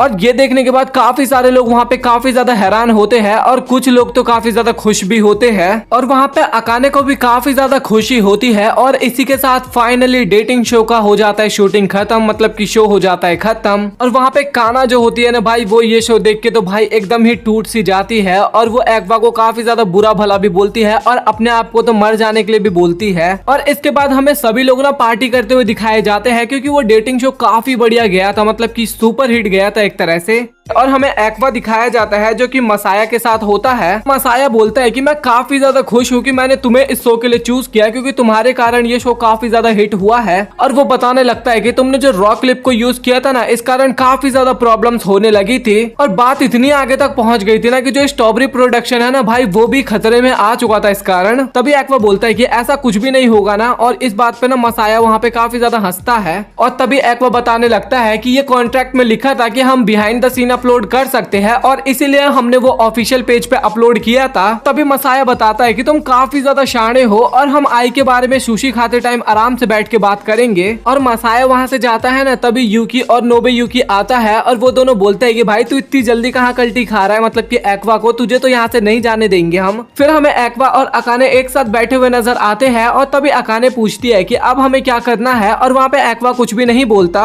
अकाने पूछती है अरे बताओ तो तुम इतना ज्यादा क्यों चुप हो, बट एक्वा फिर भी कुछ नहीं बोलता वहाँ पे। तभी अकाने पूछती है कि जो हमारा रिलेशनशिप है इसको तुम रियल भी मानते हो या फिर केवल ये वर्क की तरह है, और क्या हम इसको फ्यूचर में भी कंटिन्यू कर सकते हैं, या फिर तुम सिर्फ मेरे उस इमेजिनरी कैरेक्टर को पसंद करते हो। तभी एक्वा बताने लगता है कि जो मैंने तुम्हारे साथ वो सब किया था वो सिर्फ शो के लिए किया था और अभी मैं तुमसे प्यार नहीं करता, मैं केवल अपने वर्क पे फोकस करना चाहता हूँ, बट मैं तुम्हें ये भी नहीं बोलूंगा कि मैं तुम्हें पसंद नहीं करता, मुझे तुम्हें इंटरेस्ट भी है। तभी अकाने वहाँ पे काफी ज्यादा खुश होती है और बोलती है कि बस मुझे तुमसे यही सुनना था। और तभी अकाने बताती है कि जो यूकी है ना वो भी नोबे यूकी को डेट करने लगी है। और तभी एक्वा बोलता है कि उसने शो में तो रिजेक्ट कर दिया था ना, बट अभी कैसे। तभी अकाने बताती है कि यूकी ना अपने रिलेशनशिप को ना पब्लिक में नहीं बताना चाहती थी, इसीलिए उसने उस टाइम पे रिजेक्ट किया था। यूकी का ना नोबे यूकी ना पहला बॉयफ्रेंड है। और इसके बाद सभी लोग वहाँ पे गुड बाय करते हैं और सभी लोग अपने अपने घर के लिए निकल जाते हैं। मिम जो होती है ना वो एक्वा के साथ जाने लगती है क्योंकि उन दोनों का घर एक ही तरफ होता है। और तभी मिम बोलती है कि अभी हम दोनों यहाँ पे अकेले हैं तो मैं तुम्हें एक बात बताना चाहती हूँ कि मैं हमेशा से एक आइडियल बनना चाहती थी, बट मैंने जो भी कुछ सोचा था ना वो प्लान के अकॉर्डिंग तो गया नहीं, घुमा फिरा के अंत में मैं एक यूट्यूबर बन गई। और ये सुनते ही एक्वा बोलता है कि क्या तुम हमारे ग्रुप को ज्वाइन करना चाहती हो, क्योंकि हम बी कमोची ग्रुप को फिर से रिक्रिएट करने वाले हैं और हम अभी मेंबर को भी रिक्रूट कर रहे हैं। और ये सुनने के बाद मिम जो होती है वो बोलती है कि क्या तुम मजाक कर रहे हो मेरे साथ, लेकिन वो एक्वा के चेहरे को देख के समझ जाती है कि भाई ये बिल्कुल भी मजाक नहीं कर रहा। और वो थोड़ी देर तो शांत होती है, फिर उसके बाद वो काफी ज्यादा हैरान हो जाती है। मियो को दिखाई जाती है जो कि काफी ज्यादा हैरान होती है और बोलती है कि तुम तो इतनी ज्यादा पॉपुलर यूट्यूबर हो और मुझे तो पता ही नहीं था कि तुम एक आइडियल बनना चाहती हो। और वो यहाँ पे मिम की बात कर रही थी, मतलब कि मिम आइडियल बनने के लिए मान चुकी होती है। और इसके बाद वो बताने लगती है कि मिम तुम्हारे तो यूट्यूब पे 3 लाख से भी ज्यादा सब्सक्राइबर्स है और वहीं टिकटॉक पे 6 लाख से भी ज्यादा फॉलोवर्स, और तुम आखिरकार किस एजेंसी से काम कर रही हो। और तभी मिम बताती है कि मैं किसी भी एजेंसी में नहीं हूँ, मैं अकेले ही अपना वीडियो बनाती हूँ, लेकिन जब कभी कभी उसकी वीडियोस बड़ी बनानी होती है या फिर इंपॉर्टेंट वीडियो होती है ना तो वो फार्म एजेंसी से मदद लेती है। और वो वहाँ पे केवल बिजनेस के तौर पे काम करती थी और ऐसा नहीं है कि वो कहीं और पे काम करने से रोकेंगे, चाहे तो किम कहीं पे भी काम कर सकती है। और तभी मियो को बोलती है कि अगर ऐसी बात है तो तुम उनको बता देना कि जो स्ट्रॉबेरी प्रोडक्शन है ना उनको उनकी सर्विस की जरूरत पड़ने वाली है। और साथ ही अगर किसी को पता लग गया कि मेरी एज 25 साल है तो वो तो मुझे एक आइडियल भी नहीं मानेंगे। तभी पीछे से रूबी आती है और वो बोलती है कि मुझे इससे फर्क नहीं पड़ता कि तुम्हारी एज कितनी है, बट तुम काफी ज्यादा क्यूट लग रही हो। भाई हमें काना दिखाई जाती है जो कि उसकी स्टोरी सुन के ना काफी ज्यादा रोने लगती है और बोलती है कि मुझे फील हो रहा है कि तुम्हें किस तरीके का लग रहा है और मुझे सच में काफी ज्यादा बुरा लग रहा है। और तभी वो बताती है कि जब मैं चाइल्ड एक्टर थी और उसके कुछ टाइम बाद एजेंसी ने मुझे निकाल दिया था क्योंकि मैं हाई स्कूल में पहुंच गई थी, तो उस टाइम पे मुझे भी काफी ज्यादा बुरा लगा था। और तभी एक बार रूबी से पूछता है कि क्या तुम्हें कोई फर्क पड़ता है या तुम्हें कोई प्रॉब्लम है इससे, और रूबी बोलती है कि नहीं मुझे कोई भी प्रॉब्लम नहीं है। और इसके बाद रूबी जो होती है ना वो बोलती है कि एज मैटर नहीं करता, बस तुम अपने ड्रीम को चेस करो और उसको पूरा करो, वही मैटर करता है। और इसके बाद एक्वा जो होता है ना वो काना को बोलता है कि तुम प्लीज इन दोनों का ख्याल रखना, लेकिन हमें काना दिखाई जाती है जो कि काफी ज्यादा गुस्सा हो रही थी उस टाइम पे। और वो बोलती है कि तुम मेरे से बात कर रहे हो, इसका परमिशन तुम्हें दिया किसने है आखिरकार। और काना बोलती है कि मुझे तुम्हारे बोलने की जरूरत नहीं है, मैं इस ग्रुप का ख्याल रखूंगी और ये रीजन मत समझना कि तुमने मुझे बोला है, मैं रखूंगी क्योंकि मैं सीनियर हूँ इन सब की। और अब फाइनली उनके ग्रुप में 3 बंदे हो चुके थे, मतलब कि मिम भी अब ज्वाइन कर जाती है। फिर इसके बाद उनका ऑफिशियल अनाउंसमेंट भी हो जाता है कि बी कामोची वापस से आ रहा है और हमें बी कामोची का यूट्यूब चैनल भी दिखाया जाता है जहाँ पे उन तीनों का अनाउंसमेंट हो चुका था और काफी सारे वीडियोस भी अपलोड किए जा चुके थे उस चैनल पे। और बी कामोची चैनल पे ना अब टोटल 10,000 सब्सक्राइबर्स कंप्लीट हो चुके थे और इस बात पे ना वो लोग काफी ज्यादा खुश होते हैं। और मिम वहाँ पे बताती है कि उसने अपने चैनल को ना इस चैनल से लिंक कर दिया है, तो इस कारण ना हमारे इस चैनल के सब्सक्राइबर भी काफी जल्दी जल्दी बढ़ रहे हैं। वहाँ पे रूबी तो काफी ज्यादा खुश होती है इतने सारे सब्सक्राइबर्स को देख के। और तभी वहाँ पे काना बताने लग जाते हैं कि अभी तक हमने केवल इंट्रोडक्शन वीडियो ही डाला है यूट्यूब चैनल पे और अभी तक हमने कुछ भी अपलोड नहीं किया। और इसके बाद काना बताती है कि जो हमारी प्रेसिडेंट है ना उन्होंने कुछ आर्टिस्ट के साथ कांटेक्ट किया है, तो इसीलिए जब तक हमारा म्यूजिक रेडी नहीं होता ना हम तब तक शायद कुछ भी नहीं कर सकते यहाँ पे। और तभी मिम बोलती है कि तुम शायद एक चीज भूल चुके हो कि बी कामोची के पास ऑलरेडी काफी सारे पॉपुलर सॉन्ग्स है। तो ये सुनने के बाद तो वहाँ पे रूबी भी काफी ज्यादा एक्साइटेड हो जाती है और वो बोलती है कि हाँ तुमने सही कहा, हम ओल्ड सॉन्ग्स को भी तो यूज कर सकते हैं। और काना अपने मन में सोच रही थी कि अरे इन लोगों को कैसे इसके बारे में याद आ गया। और इसके बाद मिम बोलती है कि हम एक आइडियल है और हमारा सबसे पहला काम होता है डांस प्रैक्टिस करना। और इसके बाद वो लोग आई की काफी ज्यादा वीडियोस प्ले करते हैं और इसके बाद डांस प्रैक्टिस करना स्टार्ट कर देते हैं और वो लोग काफी ज्यादा प्रैक्टिस करते हैं। और काना ये भी सोचती है कि भाई इतनी देर तक हमने प्रैक्टिस किया है और मैं काफी ज्यादा थक चुकी हूँ और साथ ही मेरे अंदर इतना ज्यादा मोटिवेशन भी नहीं है जितना उन दोनों के अंदर है। रूबी और काना दिखाए जाते हैं और ये दोनों वहाँ पे काफी ज्यादा हैरान हो जाते हैं क्योंकि इनके पास जापान आइडियल फेस्टिवल का इन्विटेशन आया होता है। और ये देखा जाए ना तो इनके लिए काफी बड़ी बात थी क्योंकि यहाँ पे परफॉर्म करने के लिए ना काफी बड़े बड़े ग्रुप आया करते हैं। और तभी मिम बताते हैं कि ये जो ऑफर है ना ये मसाया की तरफ से आया था और मसाया वही है जिसने डेटिंग शो का प्रोड्यूसर था। वो बोलती है कि उसने आंसर काफी जल्दी मांगा है क्योंकि ये जो इवेंट है ना ये अगले महीने ही हमें देखने को मिलेगा। और काना सोचती है कि उनका ग्रुप तो अभी बना ही है, हमने तो कुछ किया भी नहीं है, तो इतनी जल्दी हमें इतना बड़ा ऑफर कैसे मिल गया। रूबी तो भाई अपनी अलग ही दुनिया में होती है, उनको इन सब चीजों पे कोई फर्क नहीं पड़ता, वो सीधा बोलते है कि हाँ हम इसको करेंगे। और मिम भी बताती है कि कई सारे ग्रुप लगातार सालों भर प्रैक्टिस करते हैं बट उनको फिर भी ऐसा मौका बिल्कुल भी नहीं मिलता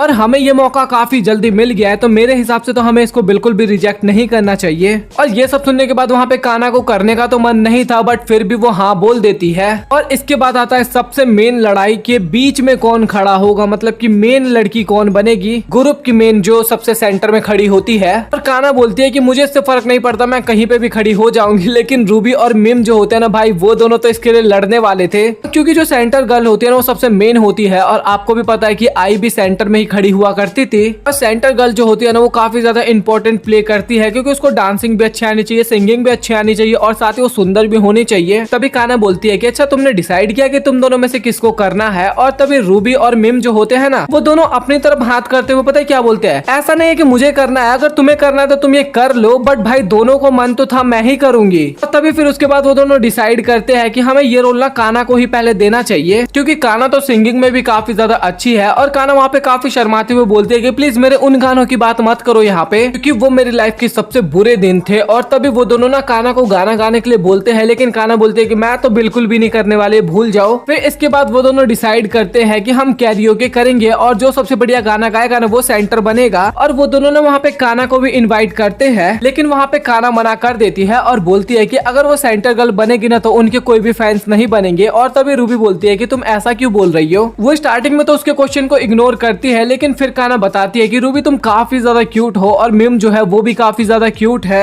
उसके तो काफी अच्छे खासे सब्सक्राइबर्स भी है और तुम दोनों की तुलना में मेरा कोई चांस ही नहीं है कि मेरे कोई फैंस बनेंगे। तभी रूबी बोलती है कि आखिरकार तुम्हें कुछ हुआ है क्या, और काना का शकल देखो, और वो बोलती है कि नहीं कुछ भी नहीं। और तभी रूबी बोलती है कि तुम इतना ज्यादा भी मत सोचो, क्योंकि मेरा भाई एक्वा जो है उसने तुम्हारी काफी ज्यादा तारीफ की थी। और तभी काना बोलती है कि ये तो तुम्हारे भाई ने मिम के लिए भी बोला था। और इसके बाद हमें कैरियोके का सीन दिखाया जाता है, जहाँ पे रूबी और मिम जो होते हैं ना वो कैरियोके कंपटीशन कलर की स्टिक को चुनती है, और मिम वहाँ पे बताती भी है कि व्हाइट कलर की स्टिक उतनी ज्यादा अच्छी भी नहीं है। काना स्टेज पे सोच रही थी कि मैक्सिमम लोग यहाँ पे मिम को देखने के लिए आए हैं, इसलिए उनके ग्लोइंग स्टिक का कलर येलो है। और मुझे भी पता था कि वही सेंटर ऑफ अट्रैक्शन है हमारे ग्रुप की, और उसी को सेंटर में खड़ा होना चाहिए था। वो ऑडियंस होते हैं ना, वही 3 बंदे, वो आपस में भी बात कर रहे होते हैं कि ये वाला बीकामोची ग्रुप तो काफी ज्यादा डिफरेंट लग रहा है। और वहाँ पे काना जो होती है ना वो काफी ज्यादा उदास होने लगती है, और इस चीज को ना रूबी काफी जल्दी नोटिस कर लेती है। और तभी रूबी नाचते हुए उसके सामने जाती है और उसको स्माइल करने का इशारा देती है। और रूबी सोच रही होती है कि ये कितना ज्यादा बढ़िया है, पहले मैं आइडियल को देखा करती थी बट मैं अभी खुद आइडियल की तरह स्टेज पर परफॉर्म कर रही हूँ। काना वहाँ पे सोच रही होती है कि ये सभी चीज देख के मैं काफी ज्यादा जेलस फील कर रही हूँ, क्योंकि सभी लोग उन्हीं दोनों की तरफ देखे जा रहे हैं और कोई भी मेरी तरफ नहीं देख रहा है। यहाँ पे भी सभी लोग मेरी मदर और बाकी लोगों की तरह मुझे अकेला छोड़ रहे हैं। मैंने ये बात किसी को भी आज तक नहीं बोली, बट प्लीज कोई तो बोलो कि मुझे तुम्हारी जरूरत है,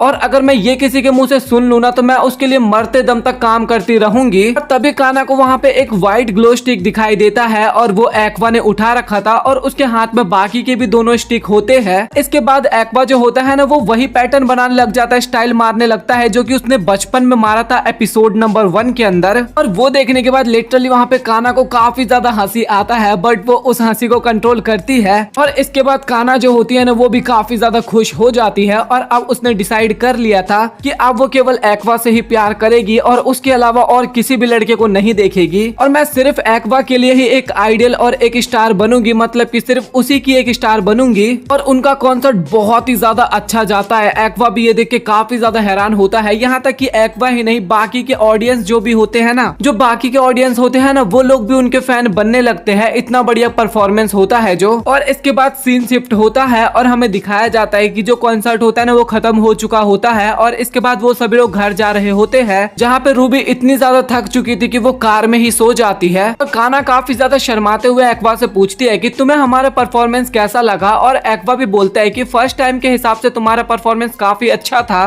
तभी एक्वा बताने लगता है कि ये तो अभी हमारी शुरुआत है, अभी तुम काफी ज्यादा शोज करने वाले हो, तो मैं तुम्हें स्टार्टिंग में ही कैसे रैंक कर दूं। और ये सब सुनने के बाद अब काना थोड़ा बहुत शर्माने लगती है, और मिम जो होती है ना वो मियोको से पूछती है कि क्या ये दोनों कुछ ज्यादा अच्छे से बात नहीं कर रहे आपस में। और इसके बाद मियोको बोलती है कि ऐसा कुछ भी नहीं है, ये तो नॉर्मल है। और इसके बाद मिम जो होती है ना वो एक्वा से अकाने के बारे में पूछती है। तभी एक्वा बताता है कि उस डेटिंग शो के बाद मैं कभी भी उससे नहीं मिला हूँ, और वैसे भी हमारा जो कनेक्शन था ना वो काम के वजह से बना था, और हम कुछ दिनों बाद मिलने वाले हैं एक दूसरे से इंस्टाग्राम पे कुछ पिक्चर्स को अपलोड करने के लिए। और ये सुनने के बाद वहाँ पे काना जो होती है ना वो काफी ज्यादा हैरान होती है। इसके बाद वो काफी वियर्ड तरीके से एक्वा की तरफ देख के बोलती है कि हाँ तुमने सही कहा, अकाने तुम्हें क्यों ही पसंद करेगी। और वो उसका मजाक भी उड़ाने लगती है। और मिम जो होती है ना भाई उसको तो पता चल चुका था कि जो काना होती है ना वो एक्वा को पसंद करती है, और ये समझने के बाद ना वो काफी ज्यादा हैरान होती है और सोचती है कि आखिरकार ये सब चीज कैसे हो सकता है। इसके बाद हमें अकाने दिखाई जाती है जिसको एक नया वर्क मिला था, और उसको पता लगता है कि उसमें उसके साथ एक्वा भी काम करने वाला था। और ये देखने के बाद तो वो वहाँ पे काफी ज्यादा खुश होती है। फिर इसके बाद सीन शिफ्ट होता है और हमें एक और बंदा दिखाया जाता है, और इसका नाम राइडा होता है। और इसको देख के ही पता लग रहा था कि ये मांगा का फैन है, और ये मांगा की ही बातें करता है, और बोलता है कि जो मांगा टोक्यो ब्लेड है ना वो काफी ज्यादा पॉपुलर हो चुका है, तो इसीलिए वो इसका लाइव एक्शन मूवी बनाना चाहता है, और इसके लिए उसके पास काफी अच्छा खासा बजट भी है। वो मसाया के साथ बैठा होता है, और मसाया भी बताता है कि मेरी डॉटर भी इस एनिमे को काफी ज्यादा पसंद करती है। तभी वो राइडा से पूछता है कि क्या तुम 2.5D की बात कर रहे हो, और उसी का स्टेज प्ले अडेप्टेशन तुम करने वाले हो। राइडा वहाँ पे हाँ बोलता है, और इसके बाद वो बताने लगता है, और उसके पास अभी बजट काफी ज्यादा बढ़िया है, तो वो वहाँ पे CG का भी यूज करने वाला है। और वो ये भी बताता है कि उसने ललाने 3D कंपनी के साथ पार्टनरशिप भी कर चुका है। ये सुनने के बाद मसाया वहाँ पे काफी ज्यादा हैरान होता है, और इसके बाद वो ये भी बताता है कि वो अकाने का भी यूज करने वाला है इसमें। और इसके बाद वो मसाया से पूछता है कि क्या तुम्हारे पास कुछ और भी बढ़िया लोग हैं जिनका मैं यूज कर सकता हूँ इसमें। और तभी मसाया बताता है कि हाँ मेरे पास एक काफी अच्छा अपकमिंग स्टार है और मैं तुम्हें उससे इंट्रोड्यूस भी करवा दूंगा।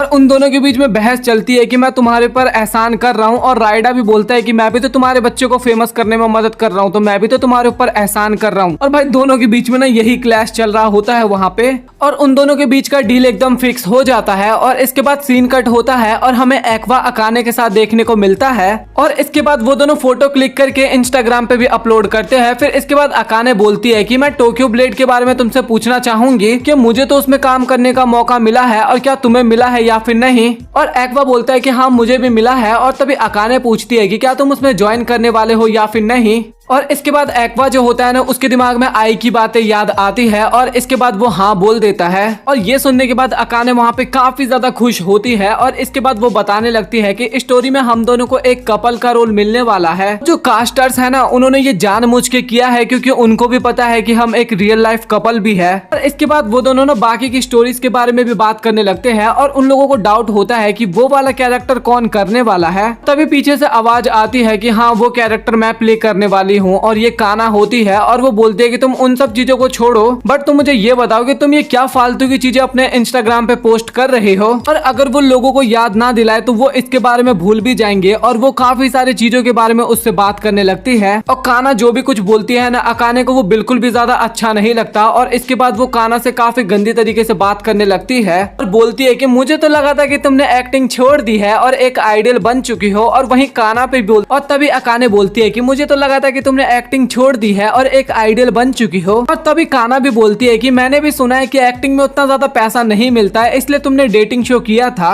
और साथ ही तुमने प्राइवेट लाइफ को भी उसमें ऐड किया ताकि तुम्हें थोड़ा फेम मिल सके। और इसके बाद भाई दोनों के बीच में ना काफी तगड़ा वाला क्लैश हमें दिखाया जाता है। भाई एक्वा को भी वहाँ पे फील हो जाता है कि भाई इन दोनों के बीच में तो बिल्कुल भी नहीं बनने वाली। और कुछ टाइम बाद वहाँ पे काना उन दोनों को बाय बोलती है और वहाँ से निकल जाती है। और उसके जाने के बाद ना अकाने वहाँ पे काफी ज्यादा गुस्सा होने लगती है, और वो बोलती है कि मैं काना को काफी टाइम से जानती हूँ, और साथ ही उन दोनों की एज भी सेम है, और साथ ही वो दोनों एक ही इंडस्ट्री में काम भी करते हैं। और मैं बचपन से ही एक्टिंग किया करती थी, और जब भी मुझे कोई रोल मिला करता था ना तो उस रोल को हमेशा काना ले लिया करती थी। बट मैंने भी इतने टाइम तक अपना टाइम वेस्ट नहीं किया है, और अब तो मैं उससे बिल्कुल भी नहीं हारने वाली। और एक्वा अपने मन में सोच रहा था कि ये जितने भी एक्टर होते हैं ये इतना ज्यादा सीरियस क्यों होते हैं, कभी फन क्यों नहीं करते। काना भी हमें दिखाई जाती है और वो भी काफी गुस्से में जा रही होती है। और इसके बाद हमें राइडा दिखाया जाता है जो कि सारे कास्टिंग मेंबर्स को देख के काफी ज्यादा एक्साइटेड होता है, क्योंकि ये सभी ना फ्यूचर के सुपरस्टार बनने वाले थे। और इसके बाद एक एक कर करके ना हमें सभी कास्ट को दिखाया जाता है, और इनका ना बस एक एक फोटोज दिखाया जाता है, और इनके बारे में कुछ भी नहीं बताया जाता कि कौन क्या है कौन क्या करता है। उसके बारे में अभी तक तो कुछ भी नहीं बताया गया है, और इन सभी के बारे में हमें सीजन 2 में ही पता लगेगा। और इसके बाद हमें रूबी दिखाई जाती है जो कि अपने मदर के ग्रेवयार्ड के पास जा रही होती है, और वो याद कर रही थी कि कैसे उसके मदर का सपना था कि वो एक आइडियल बने और उसका भाई एक काफी अच्छा एक्टर बने। और हमें एक्वा भी दिखाया जाता है जो कि कुछ बहुत ही गहरी सोच कर रहा था, और वो ये सोच रहा था कि आखिरकार मुझे फ्यूचर में क्या करना चाहिए। मतलब कि वो इस चीज के बारे में सोच रहा था कि मैं अपने फादर को किस तरीके से ढूंढूं। मतलब कि भाई अब एपिसोड खत्म हो चुका है यहाँ पे।